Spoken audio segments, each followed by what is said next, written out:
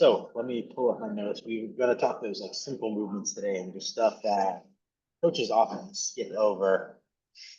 Don't really like pay attention to, and then athletes need to go through. So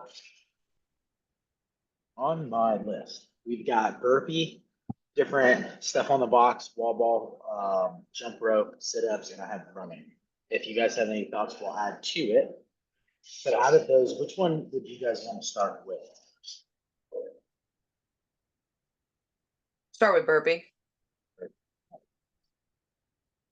So, how many of you guys actually like taught the burpee? Be like I would say maybe more of a strategy statement that you probably will hear rather than like actually teaching it. So it's not something, especially a couple of these you could get more in depth, but not something that you're going to sit there and necessarily take a bunch of time on, right? And no one wants to hear you talk about burpees and practice them for 10 minutes. Like that sounds horrific to me personally. So it's going to be quick statements. So like if you were going to teach the burpee, what's like the first thing you would say? Simple. What's the first thing you got to do? Keep it simple, simple, simple. Throw yourself Drop on the down. ground. Yeah, obviously hands on the floor, right? Yeah. It's essentially a toe touch. Put your hands on the floor. You have two options from here. What are your two options? Step or jump back. Step or jump back. Okay, that's going to be the biggest one. I think that should be driven home. And we have all these different types of people, right? We've got people that are going to go hands on the floor, kick the feet back. They're going to go fast. They're going to have no problem. They're going to kick the feet forward. They're going to. So that's like athlete one, good athlete. Athlete two, the person that really doesn't have all this capacity. They may be overweight. They may be a little timid to even do one. So having the statement that you can step back, step forward, gives that person this path to actually accomplishing this movement. Because all of us on this call don't see the burpee as an issue besides of a pure fitness annoyance. But there's people that actually look at that and go, I can't do that. Right. And what we need to accomplish is get them to a point where they can do it, because if they end up on the ground at home or something like that, they need the ability to get off the floor. So having that just really quick, guys, we can hop the feet, we can step. You just taught what the movement is. With that, what I find even more valuable, besides having those different degrees of athletes, is you're also inadvertently teaching pacing. Right. So if I've got a workout that's going to be extremely aggressive, the first open workout this year, the burpee and dumbbell snatch, right? Some of the people that did the best all stepped back and stepped forward. One, because it lines them up with the dumbbell, right? And two, because it was such an aggressive workout, they needed to keep moving, but not like overblow stuff. So a lot of times in workouts, like that can be the way you teach a burpee, not because of like a physical ability, but because of more of a pacing thing that needs to happen. So now you're also teaching strategy because you took the time to teach burpee. Does that make sense? Like we said, little nuggets that start to elevate you as a coach over other coaches. I think also with that gives you like another thought process of, because when you're doing the snatch and you're stepping versus jumping, there's more precision where the feet land on the step, as you were kind of mentioning. So if you're gonna like bar face it, or for a burpee or for a snatch, if you're just going like dumbbell snatch, burpee dumbbell snatch, which I think they did that a couple years ago. like if you're doing like you mean like a devil's crest type motion? Yes. Yeah. A step would be potentially a game changer on the placement to get the dumbbell overhead. 100%. So there's like certain movements that it would be advantageous to take the step versus the jump. That's a good thing to coach. Totally agree. So like pocket. On that note, like we're just talking about a burpee right now, but when you start to get into a devil's press, CompTrain made us do devil's clusters, right? If you're going to do a squat clean thruster coming out of a burpee, the feet got to be in the squat stance. So taking the step on that to make sure the feet are there are going to be really beneficial. bar facing burpees, right? Taking a step out of the burpee so you're close to the bar, so that hop over becomes a lot easier. Burpee over box. You know, there a shit ton that we can say that taking that step versus taking a jump is going to position the feet in a good position to now execute it. So it's just little things like that, like especially bar facing burpees. I see all the time. Coaches don't say a word about it, and then you see members dying, and they're one doing a burpee, they're getting up, they're jumping, and then they're stepping to the bar and jumping over. So that was a huge thing that you just missed. You have somebody doing this double jump that just didn't even know. Like there's always one of those in class. And then you just see people that are dying, they're doing a burpee, they're standing up, they have to step to the bar after they stand, and then they jump. Or they're trying to jump from way back and they're just killing themselves energetic. So it's real small nuggets to set those things up. I can also think of like the hand placement and then where the elbows either flare or hug in on the way back. And then also when you jump the feet back, like you'll see sometimes people take their legs way wide to like shorten the lever versus like straight back. Like Yeah, I was used just to about be to wide. just about to get into that. So like stance too. Like I remember the first time someone said on the podcast, stand a little wider to do the burpee. It makes it easier. Game changer. Members haven't heard that stuff, even though we're doing it naturally. So stance, the way you're actually contacting the floor, right? I can teach somebody how to peel down and peel up, right? That's going to be for somebody who maybe doesn't have the strength that I have on like a push up versus I can go chest to the floor and do a very quick spring off. It's quicker, but it is going to be more tiring. So there's so many different little styles that we can teach in, and you may choose one style over another style just depending on what the workout is, right? If it's 150 burpees for time, I'm not going to have people sprint. That's going to be exhausting. I'm going to have people go to a little bit of a peel so it's more sustainable. So you can kind of look at it and dictate what's going to be my nugget for the day for this movement. Not saying that you guys should go through every one of those points every time you have burpees. It would be a little redundant. And I think people would kind of get to the point where they're like rolling their eyes, but just quick nugget, demo it, and then guys practice this. And now you gave them the anything else you guys want to add your thoughts on that burpee? I have one more thing you can do in the warm up. No, but I have had a couple people do burpees from on a box, like putting their hands on a box because they're either obese or pregnant. Yeah, scale that. That's great. I've had plenty of people do burpees to the box, treat it like a push up, and just get lower as they go. Obviously, if they're pregnant, they're just waiting for that to be done. But you know, if they're obese and they're trying to get in the shape, absolutely. Sometimes just like a kickback, right? Not going actually all the way to the floor. You can still put all those same components into the way you taught the burpee, especially with the steps.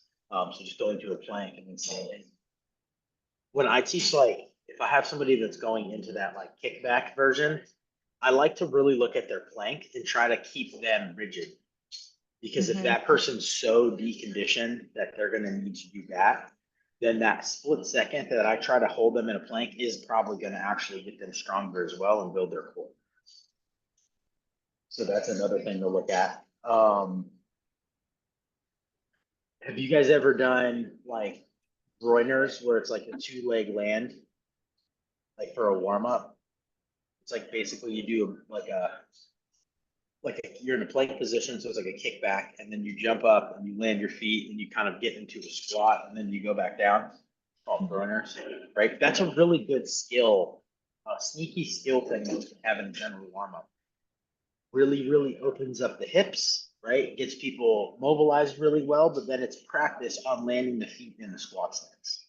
So something like CompTrain made us do when it was like a devil's cluster, that would have been a great warm-up thing that they could have put in to get people going from this burpee push-up position into a really solid squat stance there as well. So just little things. You can do single leg groiners too. That's like the mountain climber, but the foot's actually flat. Some people just call them mountain. I call them single leg groiners. Give them 2 different names.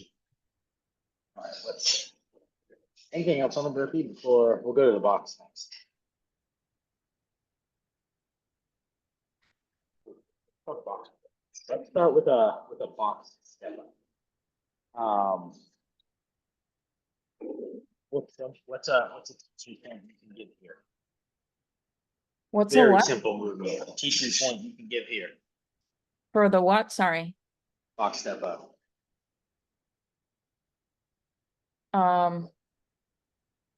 Land with a, I mean, step with a flat foot.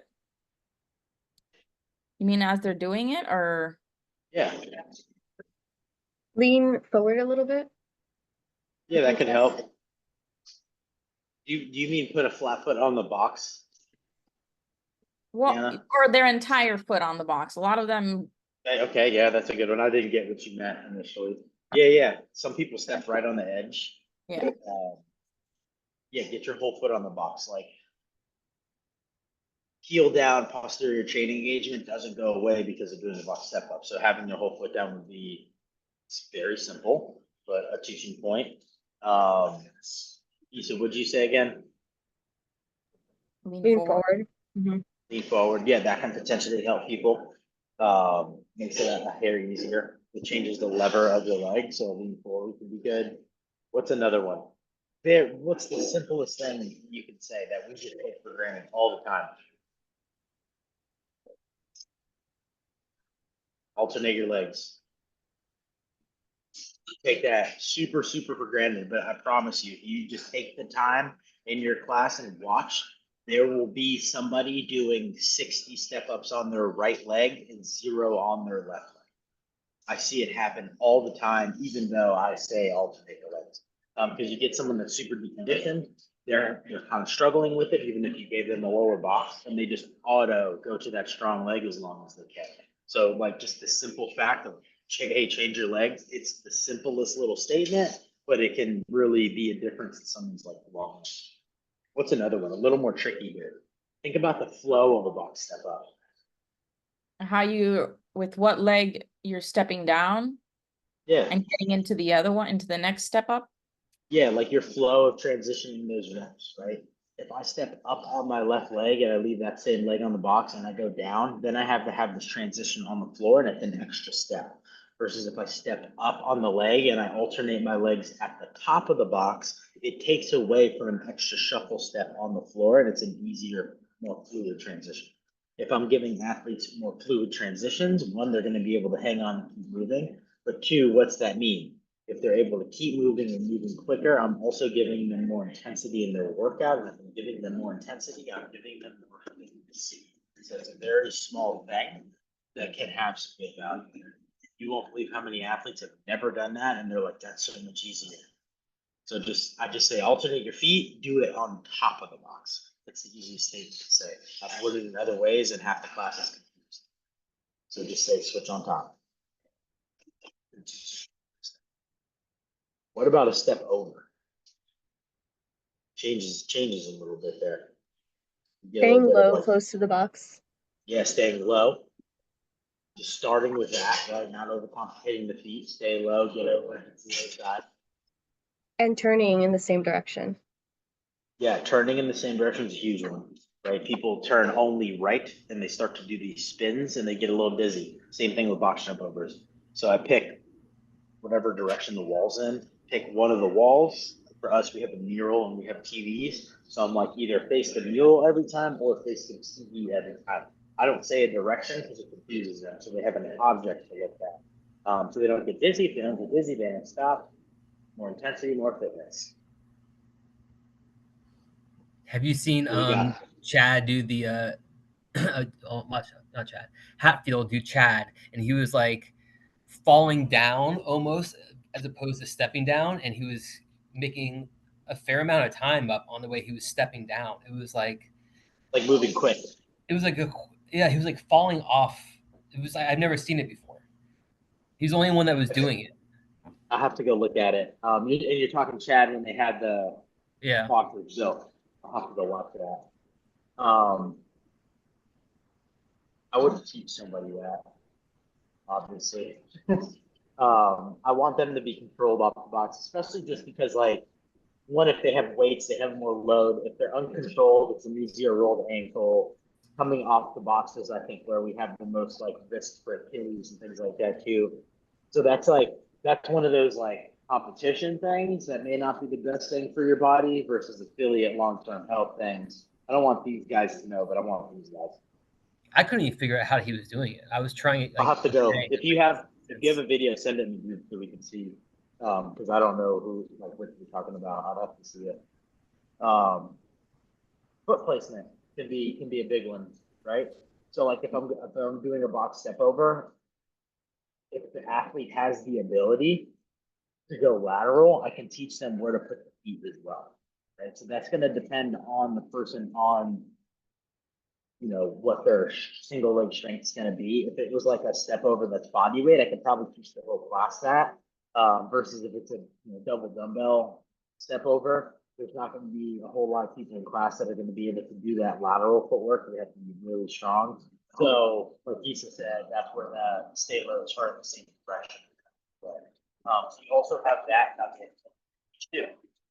I think sometimes, even if it is a loaded box step up, depending on what the workout is, having people scale to hit like a lighter weight that they can move quicker or no weight or extend the lateral. And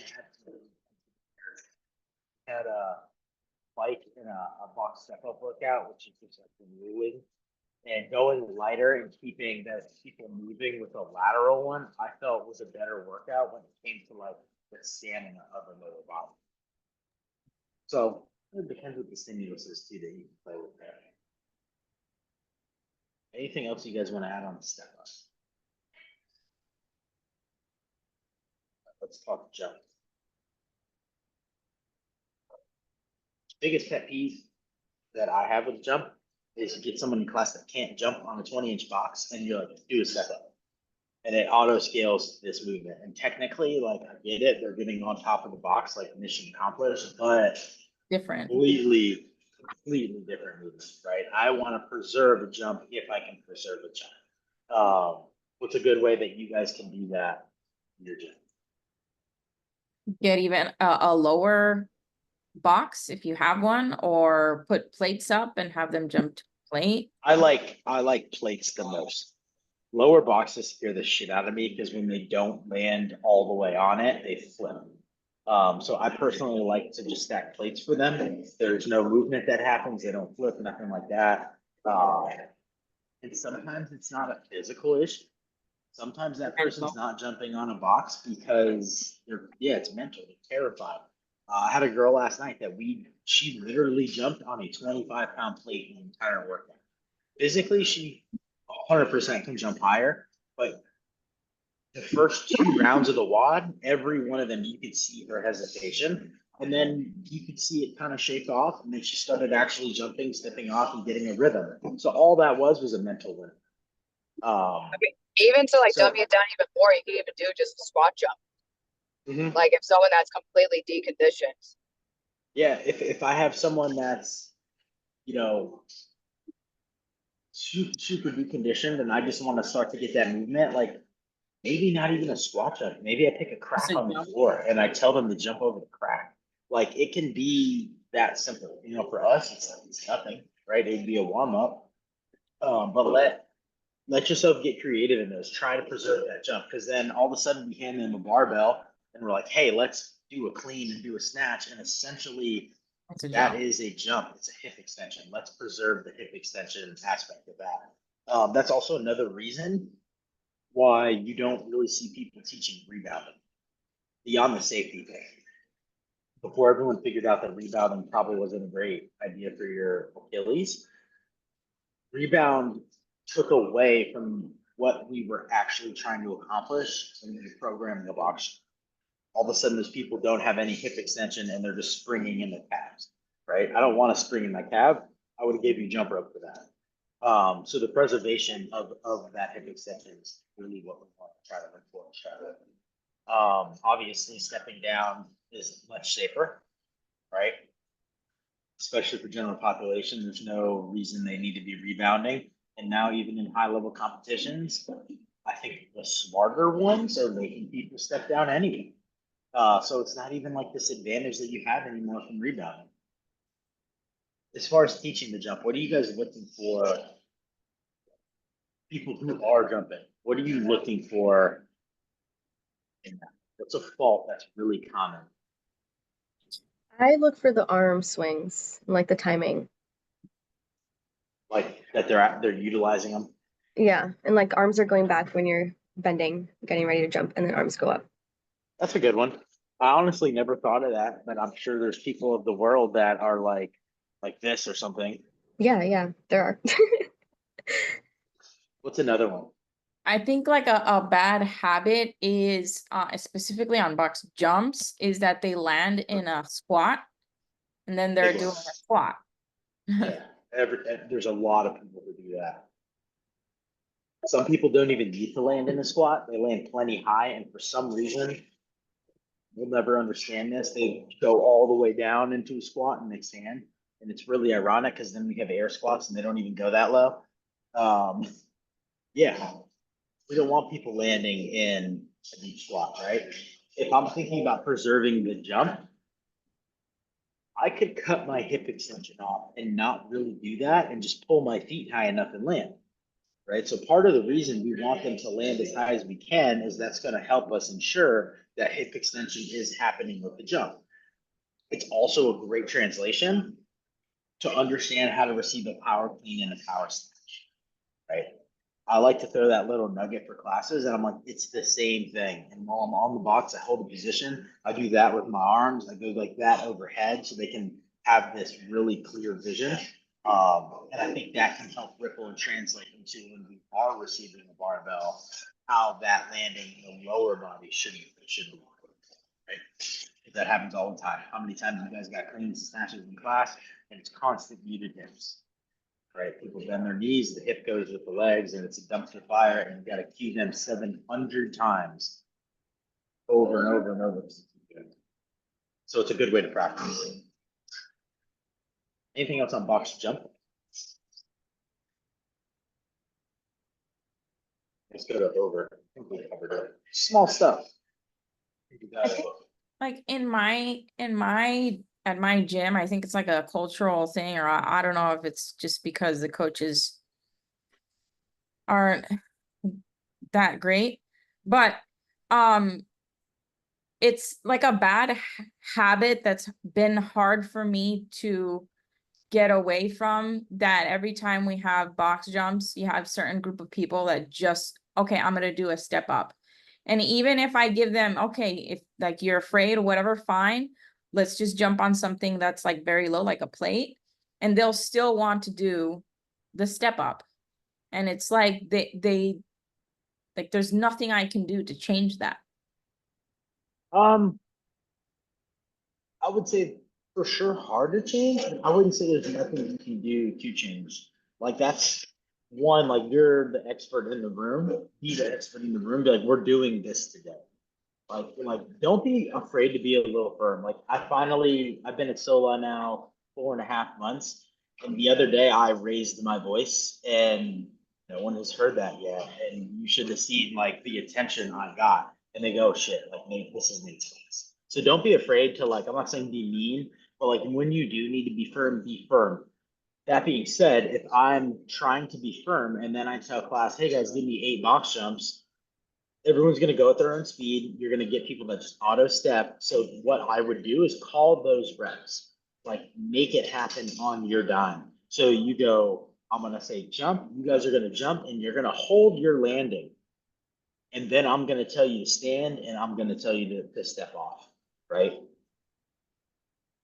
Kind of annoying, but doing that will give you the more control over them as well. Because that person's not going to take a step up when everyone's going together with class. They're much less likely to be the black sheep out of the group. Does that make sense?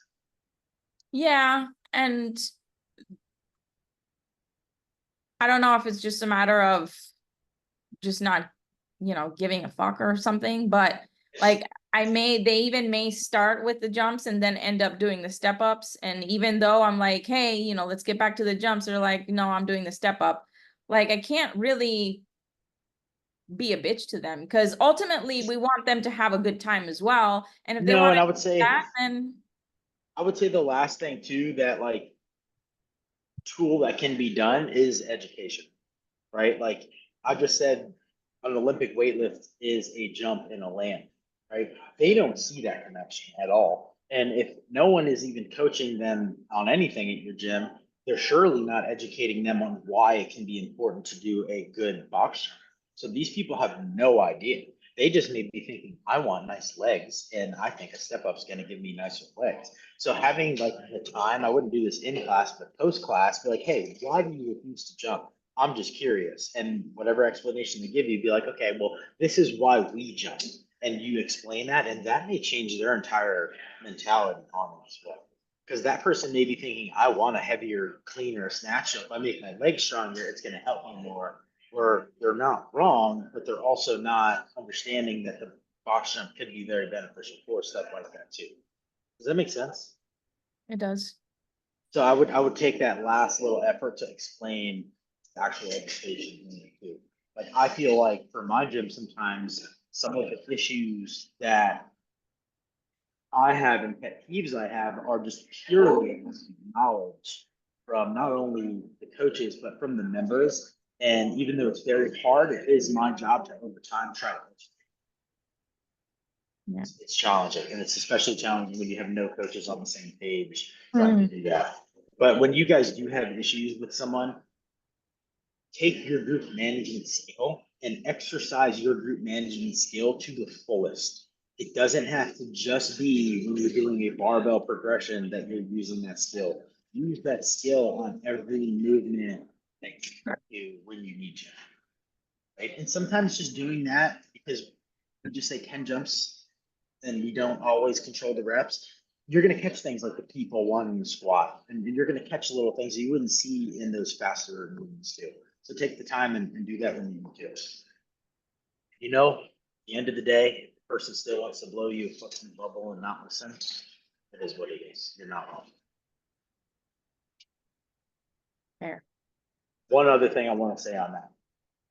When you have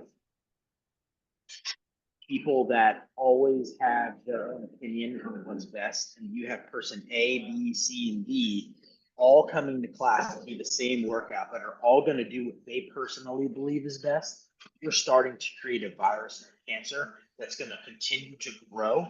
And now you're going to get this whole population that doesn't believe in the programming and thinks they all know what's best. And you are now having all these fractures in community, in my opinion, because of it. So in the times where like coach has to be parent, sometimes the parent does know best, the coach does know best, and we need to exercise it versus letting someone, I'm not going to front squat because I don't like it. I'm going to back squat instead. Like, no, like, let's front squat. It's better for you. I'm going to do what's right for you today. Box jump over. Lisa already said one, face the same direction every time. Actually, she said two. Stay low and face the same direction every time. So like that skill that we can take off the burpee, we can just put it directly on a jump over there, right? What's something else that you can really lock in to making more efficient on a jump over? On a jump over, I mean, I guess try to land soft. I think that's more for the box jump, but It'd be the same thing, I would say. I don't think that would really make a difference. What is a fault? Let's change the thinking. What's a fault you see? Maybe not in round one, but you're going to see in round 4. I mean, people standing up and like walking One, off. and walking off, right? They jump, they step off the box straight forward. Not only do they do that, but then they take 3 or 4 steps past the box, they turn around, they come back to the box, they jump again. So instead of it being, I do it like I'm dancing when I'm teaching this. All right, guys, we're gonna jump, land, stay low. That's 1. We're going to turn, that's 2, step 3, step 4. We're facing, we're ready to jump again. So doing it like dancing. So I'll go literally with class go 1, 2, 3, 4, and get ready to jump again. And I just go back to 1, 2, and you start to teach them how to not take all these extra steps, right? It's still gonna happen. People are still gonna get really tired. I'm guilty of it too, even though I know it and I teach it. People are gonna take extra steps. Like it's inevitable, but at least now you're giving them this step-by-step process on how to be more efficient. So when they get fitter, they at least understand how to do it and they can start to strive for locking in with that. I think something else on something like a box step up and really any movement, you guys ever kind of fall into a pattern with your movement? And as long as you're in that pattern loop, you can kind of just keep doing it. And it's almost like you get into this like trance state. You guys ever experienced that? Yes. Okay, cool. At least one of you. I was like, cool, it's just me. You kind of give somebody like this rhythmic pattern and they're much able to stay in it versus like an unbroken pattern isn't a flowing pattern and they're more likely to take like breaks. That can be even as simple as guys, make sure you go to your pull-up bar. Right? You get into the loop of whatever route you're taking in your Metcon, like little logistical things like that can really make someone's workout better, even though it doesn't sound like a big deal. When we were at the games doing comp train WOD, 10 rounds per time, I was going to the same pull-up bar the entire time. On round like 6 or 7, someone got on my pull-up bar, took me out of my loop, and then I went and proceeded and rested for like 3 minutes. So, and it was just because I broke my pattern. So finding patterns even in movements like that can be really beneficial for people. Taking away less steps on it. Anything else you guys want to add on the box jump over? Did you guys see, even though these movements are very simple, we can still have all these little like nuggets and teaching points, right? I have How many of you? I have never done a progression like that on a box jump. Like I always do step up or step up, box jump, but I've stopped them on the box when they land, and I think that's very good. Yeah, do that. Take control. You don't have to do that for a million reps, but say, Yeah. hey guys, we're gonna do, a set of 5 or 6, whatever number you want to say. On the first 2, we're gonna go step by step with me, and then I just want you to hold that without. So that's kind of the way I do that. You can do the same thing on a burpee box step up. You just start adding steps, right? 1 is down, 2 is the step out, 3 is the other foot out, 4 is the jump, and you just literally however many steps you do it, then you know what to do. What I do usually when I'm doing that is I'll do a rep with me, like for me, so I know what the movement feels like per position. I would recommend doing that, not just taking a guess on the numbers, because I'm gonna go ahead and say you'll probably be wrong by one, and then it'll be weird, and everyone loses faith in it. So I would practice it in your own head with the steps going through, and then I would execute it with class. I have some more progressions too. Go ahead. You kind of already mentioned the lateral movement, but then like the next progression from there is the foot that's landing, that's the furthest away from the body. So if I'm jumping laterally to the right, my right foot can land like scraping the box with the edge so it can just slide off versus having to step off. Like that's something I'm trying to work on right now. Like I have a 20-inch box and it's still kind of clunky, but it's like I can see the efficiency working there. That's one that I think I will probably personally never teach class. People fall already. So I don't want to be like raising their life edge with like their shoe on the side. However, I do that. That's something I'm practicing, and I'm just trying to get a little quicker and more efficient at it. So like when it comes to people who like to compete, that's when like knowing your athletes and knowing your members, you go up to them on the side and be like, hey, if that feels easy, I'm gonna have you go to the next level now, and then you start to do something like that. So I do love that. I would just reserve that for individuals, if that makes sense.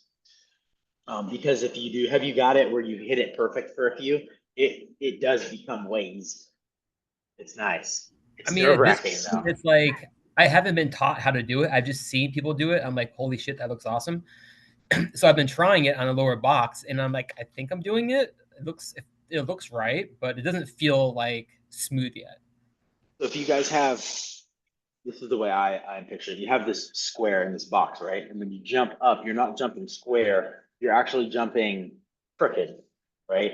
And then that crooked jump is that foot steps off that's closest, and then the other one just spins and follows. on what Justin is talking about, you're still doing that same crooked jump. You're just trying to take that foot that's closest is to not land on the box, but just scrape off the corner of the box right to the floor. Does that make sense?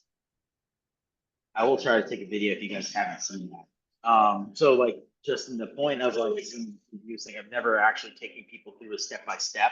That step-by-step where you, that first jump up is a crooked landing, and that's what I want to see, and I want to see you flow in the same direction.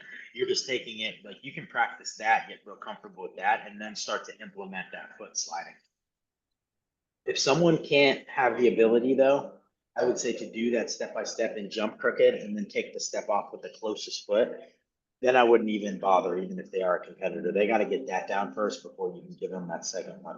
Because you'd be surprised how many people jump, they land crooked, and then the foot that's closest, they don't step off. They try to like take the other foot and then step. A lot of people do that too, and that's why the step-by-step can be really helpful. Lateral jumping is a thing too, right? Just because we're taking steps off the box doesn't mean you cannot do box jump overs laterally. Just sideways, the foot that's closest would be the one that steps, and then the other follows and just take side. Right? To me, that's a lot easier personally than the spin. So when they say box jump over, it could be lateral? Or do they have to Yes. say lateral box jump overs? No, Interesting. Could be. Oh, lateral. Most people find it harder, so I think that's why most people don't opt to do it. Me personally, I find it a hair easier just because I'm somebody when I land, stay low, and spin in the same direction, my lower back starts to get tight. Once my lower back gets tight, workout is going to come way down. So when I go lateral, it just enables me to stay a little taller without that twist. That twist is, I think, what partly bothers me. So I find them easier, but most people are not going to find the lateral times. That's not with the rebound. I still step off the other side. Do you have any? No bueno. Anything else on the box before we go to the wall ball? This is probably my favorite one out of the group, by the way, the wall ball. See the excitement in my voice and face. All right, wall ball shot. No one coaches this shit, I feel like. And it's actually a very complex dynamic move that's happening. I don't want to say no one coaches, but it is not coached to the degree and respect the wall ball shot. And athletes also, I don't think, have the same respect for a wall ball shot because coaches are like, all right, throw 9 foot, 10 foot, do your thing, right? That's pretty much what happens every time. Wall ball shot. Step one in coaching. front squat. Front squat. What about it? Hand placement. It's gonna be Hand placement, huge. elbows are gonna be below the ball. And the ball is gonna be right in front of your face. Yep, that's a huge one. I got 2 things to add on that. Before I go to hand placement, I do range of motion. Hold the ball, go all the way down, all the way up. I do that for 2 reasons. Wall ball shots are notoriously shallow for people. A lot of people cut them off. So we go ahead and I make that an emphasis for the day so they know I'm looking for it. And then 2, when everyone shows me full range of motion, it gives me the opportunity to say, well, I just saw all of you do it. So when we go to the wall, I know it's no longer an issue and you have the capability. So when I say lower, they know what I'm looking for there. Go ahead, Justin. I have 2 thoughts before we got even to the front squat is how far you're from the rig or the wall, and then where your feet are placed. Because I know it can be a wider stance to help for range of motion kind of thing. Yeah, both of those are a thing. I usually don't even let athletes go to the wall, and I'm going to tell you why. Because anytime that I go to the wall, when I do this first range of motion thing, and then I also talk about the hand placement, like Dee said, that half the class just auto throws the ball. Yeah. And it drives me crazy because I'm like, cool, you just threw out everything I said. So I keep them off the wall. We do range. That's going to come with squat stance too. That's where I'll adjust people.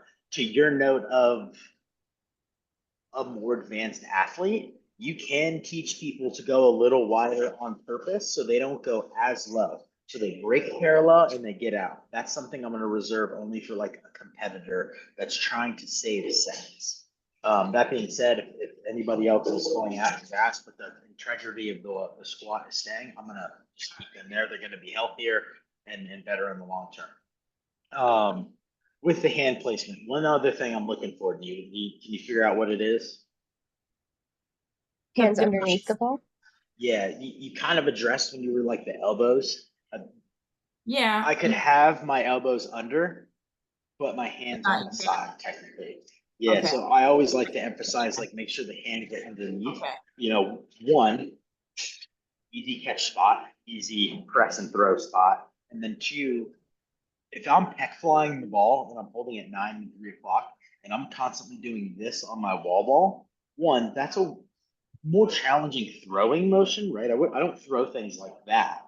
And two, pec flies are tiring for the upper body. So if I'm squeezing, I am burning out my pecs and my shoulders. They're going to fatigue a lot faster because of the catch. So really focusing on hands underneath, more efficient throw.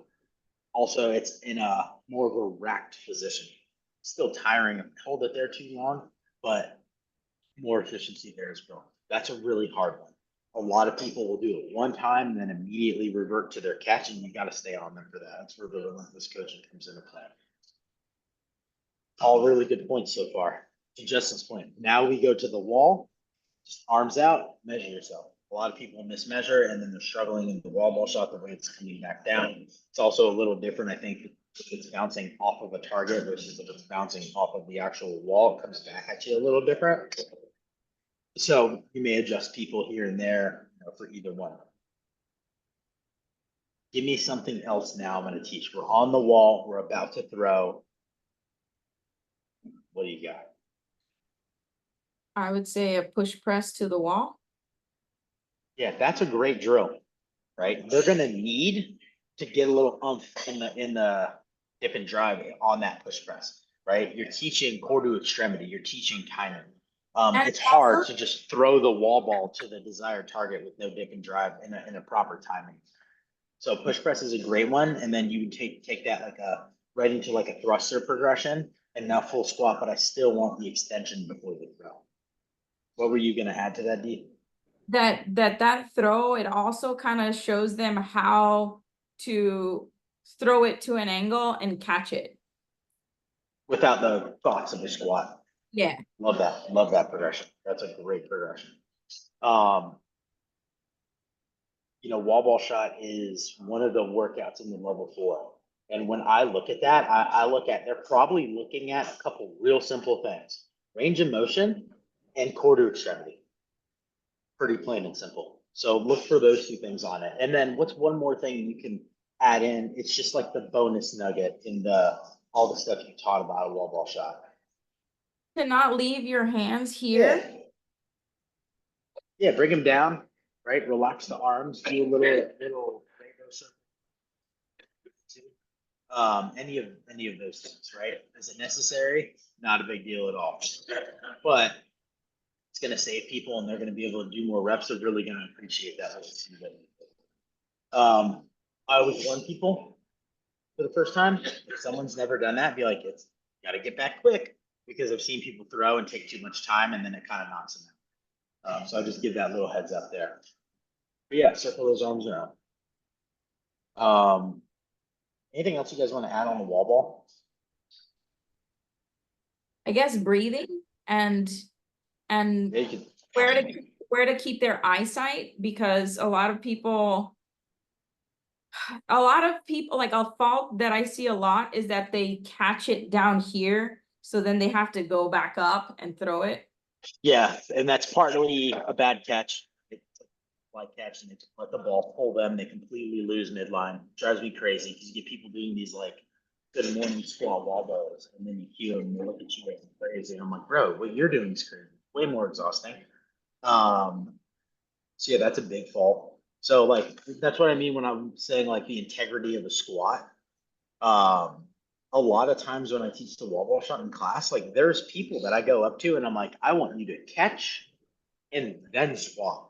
I don't want you to try to do both at the same time, right? And I literally try to segment them and break the movement up. Some people need that, and they need that for a little while before they can get into a groove of flow. So like, don't be afraid to like slow people down, break it up. To that note too, when they catch and they collapse, I don't stress the height of the throw. I No. would rather, the squat is good, the catch is good, the extension then throw is good. And then when we have all those things down, yeah, now let's start to get a little higher. So if like someone's not hitting their 9 or 10 foot target, but everything else is staying great, give them a pat on the back. Awesome job. And over time, let's build the height. I think a lot of times people try to throw too high and they don't have that sports background, athletic coordination, and everything turns into a dumpster fire because they're worrying about throwing high. So it's piece by piece, step by step. I would rather see a nice wall ball thruster than someone just absolutely butchering it, not hitting depth, catching terrible, all those things. Breathing's a good one. What would you guys say on the breathing? You inhale on the way down and exhale on the way up. I use the actual throw for timing to help people. Breathe out when you throw, breathe in before the ball comes back. Right. Gives them an opportunity to brace. There is a double breath method that people do where you do have a breath there, and then there is a second breath like in the actual squat, and you change the breath in the bottom. One, you got to be strong enough to do that so your core doesn't collapse, and it is kind of hard to practice. I've tried it. For me, I just personally feel like I start to hyperventilate myself rather than trying to be more fluid. So I have not mastered that yet, so I can't give you more help in a second. Breathing is actually something, it's interesting because a lot of the time, like in a lot of the movements, people don't actually breathe while they're doing it. And I have to yell like, don't forget to breathe. And then some of them are like, oh my God, you're right, I wasn't breathing. Or I have a lot of them asking me for a lot of the movements, when do you breathe? When do you exhale? And it's interesting. That's because actually, that's a great point. Like, we're talking about movements that we don't coach very often, but breathing is something that should be coached that isn't coached very often either, maybe besides like a heavy day. Mhm. But yeah, all the time. I have people asking me all the time how to breathe. And then on some movements, they're like, but I don't get it. I have to stay tight the whole time and breathe. And I'm like, yeah, it's a whole nother skill. Have you guys ever encountered that? Yeah. What do you say? 'Cause maybe you have a better one than I do. I just try to tell them like just do it with while you're talking to me, like try to squeeze your belly and Yeah. talk, have a conversation with me and see if you can do the both at the same time. That's one of the ways I try to teach it too. I tell people brace your abs while you're talking because breath is going in and out, and you have to learn how to do both. I was like, right, a boxer can't relax and hope that in that moment of relaxing, they don't get punched in the stomach. They gotta be Yeah. all the time. There's also people that have no idea how to brace their core, by the way. Yeah. And you may give the perfect verbiage and they still don't get it. Right now we've got a girl that comes to the later class. She's pretty young. She's like 20, and she does the typical like Instagram butt when she squats, her back hurts, and I'm like, you gotta keep your belly tight. And the other day she was like, I just don't get that. And I've gone over the breathe in, brace down, all that stuff. She just doesn't get it. So I had to actually have her lay on the floor, take a very light kettlebell, and I had to have her make her belly. How did I put it? I said, make your belly in a position to where this kettlebell is not going to squish your organs. And that was the only time that she understood how to brace her abs. And okay, take the kettlebell off, do it again now. And then I had her stand up and do it again now. She was like, oh, just had no clue how to actually do that. So those little things too, like brace your core, how we hear that's jargon, don't use it. Trust me, people don't know what the fuck they're talking about. And even if you do dumb it down, there's still sometimes the case that people don't know what you're talking about, and you have to get a little more hands-on. Yeah, I actually poked her in the stomach during a lift to see, and it was like nothing there, right? And I don't ever do that, but I had this hunch that it wasn't happening. And now her back doesn't hurt, so little stuff. Let's see, we've got a couple minutes. We'll save the jump rope because jump rope we can definitely get into 100 different things there. So let's talk real quick on the sit up. Justin, you added something. Breathing, Justin added a breathing book to the, your thinking list. And it's Audible on there. Sit-ups, that's another one, right? Super simple. How many people put the ab mat the wrong way, right? JT from Riptide loves to say fat side and your backside. He thinks it's the best thing and it teaches way to put the ab mat. Don't know that I would go that far, funny, right? So thicker side closest to your butt, you know what to actually do there. Also, your butt doesn't go on the ab mat. Everyone likes to sit on the ab mat. Not everyone, but a lot of people sit on the ab mat. So have them understand your butt is on the floor. The ab mat is for your lower back. So that's very, very simple. A lot of people get it wrong and do it wrong. And then range of motion. Lay all the way back. Touch your shoulder blades to the floor. Sit up so your shoulders are over your hips or in front of your hips. Don't sit up so you can touch your shoe. That's not a full range of motion sit up. So like as simple as just going over that can be a lot more effective. And then I love to layer in, why do we butterfly versus why do we straight leg? Right, you guys know that? Butterfly, no hip flexors involved, straight legs or like feet on the ground, legs lined up, you get your hip flexors involved a little bit more. So someone that's gonna struggle on like a butterfly sit up, if I put them in a straight leg sit up or like feet flat with their legs in front, they'll probably have a better one right or wrong. Absolutely not. Mix it up. Be across. So butterfly's not necessarily easier. Not necessarily easy. Yeah, it's not easier for me, but I just thought it was easier for most people. No, I don't find them easier at all. I think they're way worse. Yes. Yeah, because you Also, also have your, when your feet are extended, you have some weight on the other side as well. On the butterfly, you don't. and you can, if you do it really well, I'll take a video. You can learn how to fire your legs like a GHD sit up Yeah. and make a sit up on the ground 15 times easier and faster.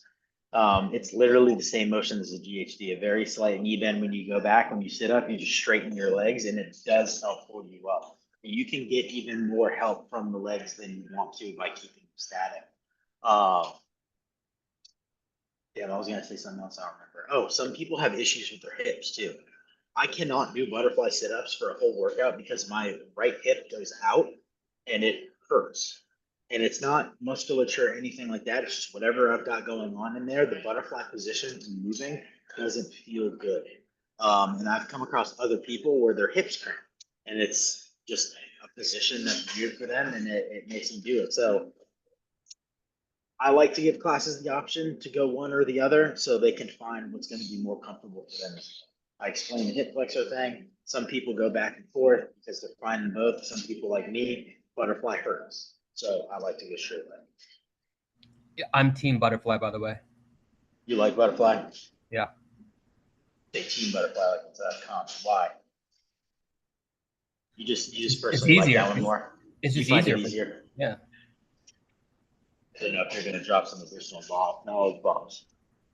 I think also telling them to use their arms as momentum helps as well. For sure. Yeah. Sometimes I tell them they're not allowed. Yeah. Go the other way too. Yeah. When we have GHD sit-ups program, I make people do stick sit-ups as my test. And if they cannot do, I do 15, it should be 25. See, Isa. 15 stick sit-ups and they can't do 15 without taking a break or dropping the PVC and throwing their arms. Like, dude, you are not graduating from GHD. So I do that in my general warm-up. Can't make it, then we need to do some prerequisite work to do so. What do you mean So, by like, stick sit up? PVC pipe, like in the the back back. rack, like a back squat, and then they do the sit up like that. I like that because like I also have them grab their shirt. Sometimes Yeah. people don't have a shirt and they still like pull their arms and they still get momentum. So if they have a PVC pipe back there, it doesn't matter if they have a shirt on or not, they're locked into that and they have no momentum from an arm throw. It's So all if like core strength. If they can't do that, they shouldn't get on the GHD, is what you're saying? If they can't show me 15, then I'm like, not today. I still want them to learn the GHD setup and like maybe, we have sets of 20 and if they want to do it in a workout, I'll let them do like 5 to 8 if they're not doing 20. You know what I mean? Mhm. I also personally use that because we have 3 GHDs. So A lot. I do need not only some logistic creativity, I also like don't need the person that has no business being on it, getting on it over the person that does have business being on, if that makes sense. So it's another weave out process, but more for the safety end of it rather than me just trying to sway people to not get on the GHD.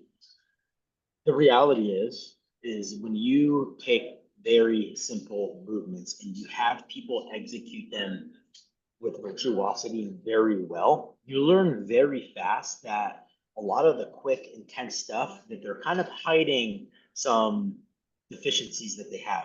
You know, we talked about the box handstand push-up. That's a really good example. You take someone that has a handful of strict handstand push-ups and you put them in a really good position off of a box and you suddenly see them fall apart and start to struggle. Not saying you have to keep them there, but it goes to show like if we're actually going to coach somebody and have them be built like they should be built for the absolute best of an athlete they can, there's a lot of steps backwards that need to happen first. Very hard to get people to trust that though. Yeah. Right. I think one of my biggest pain points as a coach is people are like, that's dumb. Ball's better. And it's not really all, right? Not many people are just doing something when you say it good. We'll wrap up. We'll wrap up there. Does anybody have anything else to say, like on the sit up? I'll just say, like, this makes me think about how we can view progressions, and it may be easier for some person, but for another, it's different. Like for me, GHDs really easy. I have no problem doing a big number of GHDs, but ask me to do V ups, I can barely do like 3 or 4 V ups, and a lot of it's like an anatomical like structure stuff between those two different movements. But I see it often where it's like, all right, scaling is V ups, and I'm like, no, let me RX so I can just do the damn GHD. Is easier. It's same thing with toes to bar, knees to elbow. I think knees to elbow are harder than a Yeah. toes to bar. And like why? I've got to curl up more, which makes it harder for me, and it starts to expose my weakness in the toes to bar versus like the VF for and GHD for you. Like, you know, and I'm kind of just guessing here. You may have fantastic hip flexor ability to keep moving and you don't fatigue out there versus you put me on the GHD. It's usually not an ab issue. My hip flexors are exploding after 15 reps. So it just depends on, I think, where the person's also weak. And you have to think if I can address, like, even if, you know, you're great on the GHD, but you're terrible on something like a V up or an ab mat sit up. So we know like ab mat sit ups is way easier to think of in the head, but we know like abdominal is the weakness, and then the GHD you feel better. So I know your hip flexors are going to be your strong suit there. If I make your abdominals even stronger, then the GHD actually gets even better also. Same thing on a handstand push-up. Like if I've got strict handstand push-ups and I really struggle in the tripod position and I fight through those reps, those are only going to make the harder movement even better. Does that make sense? So I think sometimes when people go, yeah, but this one's easier, even though it's the RX one, it can still be, it's going to make you better, but it can make you better potentially at a slower rate than embracing what you're bad at, because weaknesses are going to have the faster gains than your strengths. That makes sense? Like I'm going to, what's a great example for me? I'm going to have faster PR gains doing a front squat cycle than I am a shoulder press cycle. I'm already really good at this. I'm okay at that. I'm going to have a bigger PR here than I am here, just because of strength versus weakness. That being said, I'm a believer in keeping your strengths, right? That's what makes each of us special as an athlete. And it doesn't matter if that's a physical strength or a neurological skill that we have as strength. Keep your strengths, but work on your weaknesses. Some people only go to weakness work and then they don't touch their strengths for months at a time. And then their strengths actually don't become strengths anymore. They just become average. and their weaknesses got it to average. So now they're this average athlete versus if I keep touching base on my strengths and those remain strengths and I make my weaknesses average, now I'm this average athlete with the ability to do something really good if I get the right thing. Does that make sense? And stuff we're good at is usually stuff that we find fun. So it adds enjoyment into our workouts. All right.